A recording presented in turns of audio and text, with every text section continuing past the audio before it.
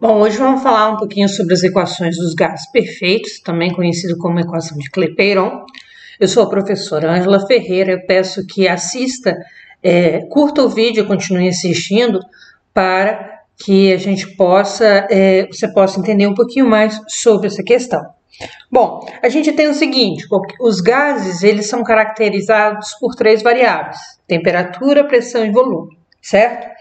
E quaisquer transformações sofridas na massa de um gás, você tem a relação que deriva lá das três leis, lei de Boyle, lei de Charles e lei de Gay-Lussac, que PV sobre T, no caso do número de mol, que depende do número de mols de um gás, certo?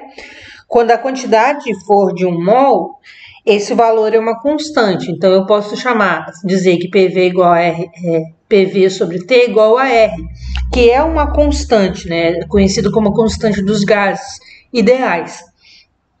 E para 1 mol de qualquer gás, eu posso calcular esse valor na CNTP, né, utilizando alguma dessas informações aqui.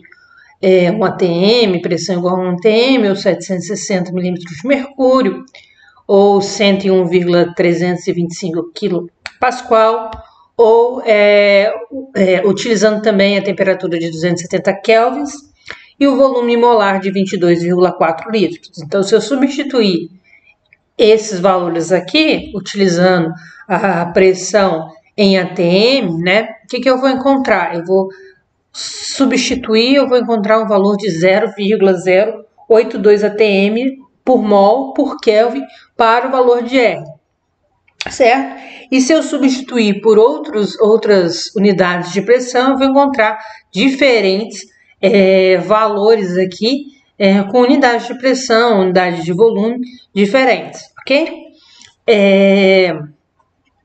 E o que é importante a gente estar atento quando se faz uma questão que, por exemplo, envolve esse sistema é as unidades com que são dadas o R.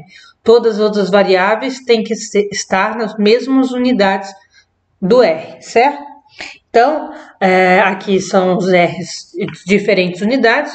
Normalmente, uma questão, esses valores são dados, certo? E genericamente, o que a gente pode dizer? Que para um número qualquer de mols, a gente pode ter PV igual a nRT, certo? Para qualquer número de mols, eu tenho essa relação. E essa relação ela é conhecida como a equação dos gases perfeitos ou a equação de Clapeyron, certo? Uma variável dessa equação aqui que a gente pode ter é lembrar primeiramente que o número de mols é igual à massa de uma determinada substância sobre a massa molecular dela. Então, eu posso substituir esse N aqui por essa relação. Então, eu vou ter lá PV igual a M vezes RT dividido pela massa molecular de uma determinada substância, certo? Que também é uma forma de expressar a lei dos gases ideais. A equação dos gases ideais, né? Um exemplo de como eu utilizo essa equação é o seguinte: determine o número de mols de um gás que ocupa volume de 90 litros. Este gás está a uma pressão de 2 atm, uma temperatura de 100 kelvins. Foi te dado o valor de R.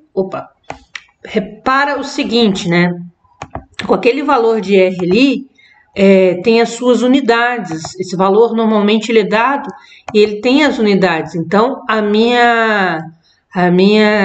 minhas variáveis, elas têm que estar sempre nas mesmas unidades. Aqui a gente pode observar litros e aqui está em litros, ATM e aqui está em ATM, Kelvin e aqui está em Kelvin, certo? Então, eu quero saber o número de mols. Então, o que eu vou fazer? Lembrar que PV igual a nRT. E substituir os valores para você fazer o cálculo do N, né?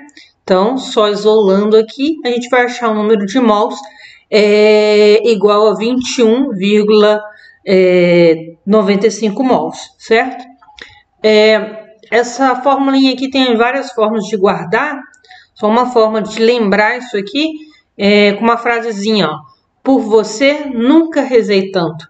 Então, é uma forma de você não esquecer essa equação. Tem outras formas aí, mas eu acho essa mais interessante. Uma outra questãozinha seria essa daqui, ó, ao desejar identificar o conteúdo de um cilindro contendo um gás monatômico puro, um estudante de química coletou uma amostra desse gás e determinou sua densidade. Densidade igual a 5,38 gramas por litro. Das seguintes condições de pressão e temperatura, 15 graus Celsius e 0,97 atm. Com base nessas informações, assumindo o modelo de gás ideal, calcule a massa molar desse gás. Bom, vamos dar informação aqui da densidade, né? A densidade, ela está relacionando a massa e o volume da minha solução. Então, eu posso dizer que em uma massa de 5,38 gramas, eu tenho 1 litro, certo? Eu tenho aqui 1 litro de solução, certo? E aqui eu tenho a pressão dada, que foi de 0,97. A gente pode observar que aqui a pressão está na mesma unidade do R. O litro aqui também está na mesma unidade. O Kelvin não está, a temperatura não estaria em Kelvin, então eu teria que transformar. 15 mais 273 dá 328 kelvins. O R e a massa aqui em gramas. Dessa vez a gente vai usar o PV igual a MRT sobre massa molecular, que é o que eu quero saber, né? Substituindo os valores aí e isolando a massa molecular, a gente acha um valor de aproximado de 131,05 gramas por mol de massa molecular dessa substância. Então, a resposta aqui seria a letra D, certo? Eu espero que vocês tenham entendido a utilização e a forma de obtenção da equação dos gases, né? A equação geral dos gases. Peço que deixem nos comentários as dúvidas ou sugestões. E caso queiram, me sigam no Instagram, Prof. Ângela Ferreira. E o meu muito obrigado.